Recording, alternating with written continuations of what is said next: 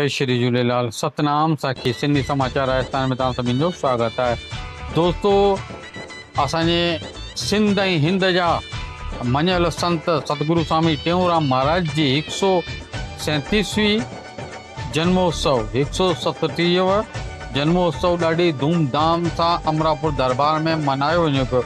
इहो महज़ ख़ाली जयपुर ई न, अभी तो पूरे हिंदुस्तान न, पूरे देश विदेश में इन्हनि जे अनुयायी द्वारा, इन्हनि जे शिष्यनि द्वारा दोस्तों असां तव्हांखे जयपुर जे अमरापुर दरबार, जयपुर राजस्थान जे अमरापुर दरबार जूं कुझु झलकियूं था ॾेखारियूं।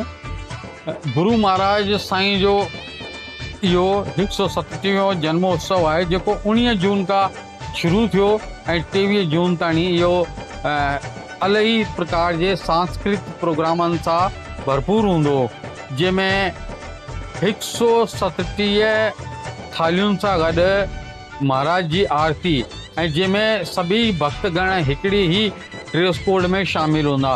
तंहिंजे अलावा असां ॻाल्हि करूं अनेको प्रकार जी रंगोलियूं, अमरापुर दरबार में प्रोग्राम थींदो, रंगोलियुनि जो कंपटीशन थींदो ॿारनि जो, ऐं इन अलावा तव्हांखे ॿुधायूं कि आम भंडारो इत्यादि सभु हिन में शामिल आहिनि। तंहिंजे अलावा ॿुधायूं कि तव्हांखे हिन जयपुर जी अमरापुर दरबार जे अंदरि पूरे हिंदुस्तान जा परियां परियां जा संत अची करे सम्मिलित थिया आहिनि। तंहिंजे अलावा तव्हांखे ॿुधायूं कि इन प्रोग्राम जे अंदरि हाज़िरा हज़ूर संत शिरोमणी श्री भगत प्रकाश जी महाराज स्वयं सुबुह ऐं शाम जो हिन में प्रवचन इत्यादि कनि पिया लगातार। 5 ॾींहंनि जे अंदरि लगातार हर ॾींहुं हिकिड़ो नयो प्रोग्राम अमरापुर दरबार में थिए पियो, लगातार थिए पियो। तंहिंमें देश विदेश जा अमरापुर दरबार जा अनुयायी अची करे शामिल थियनि पिया ऐं माण्हू अची दर्शन कनि पिया, संतनि जो शुभ आशीर्वाद वठनि पिया।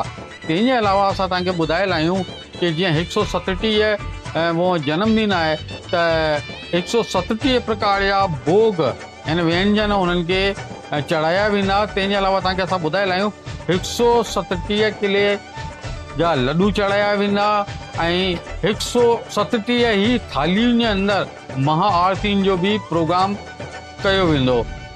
असां तव्हांखे लगातार असांजे वीडियो जे माध्यम सां ॾेखारूं पिया कि इहो ॾिसो न केतिरे सुठे नमूने इन्हनि जा भक्तगण ऐं संत मिली करे इन सतगुरु स्वामी टेऊंराम जी महाराज जी जो जन्मोत्सव वॾे अमरापुर दरबार जा समस्त प्रेमी गण 23 तारीख़ जे ॾींहुं पंहिंजे घरनि में रंगोलियूं सजाईंदा, दीप प्रज्वलित कंदा ऐं भोग इत्यादि लॻाईंदा।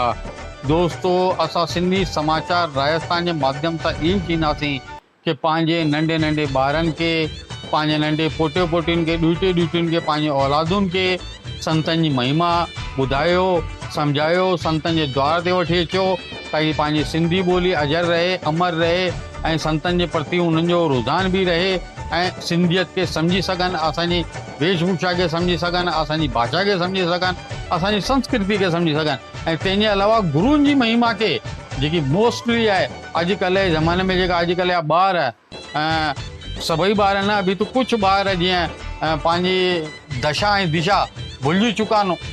ख़ासि करे उन्हनि खे त ज़रूरु गुरुनि जे दरबार में अचिणो घुरिजे, हाज़िरी लॻाइणी घुरिजे, जंहिंसां की उन्हनि जे मथां गुरुनि जी दृष्टि पए, सुबुह शाम जो सत्संग मिले ऐं उन्हनि जो स्वभाव परिवर्तन थिए ऐं उहो स्वयं बि सुठा इंसान ठही सघनि पंहिंजे जीवन जे अंदरि ऐं सदाईं पंहिंजो नालो रोशन करे सघनि, संतनि जो नालो रोशन कनि, अभी तो पूरे देश जो, परिवार जो, सभिनी जो नालो रोशन करे सघनि। त अचो असां तव्हांखे असांजे वीडियो जे माध्यम सां जयपुर जी अमरापुर दरबार जी कुझु झलकियूं था ॾेखारियूं। जय श्री झूलेलाल। सतनाम साखी।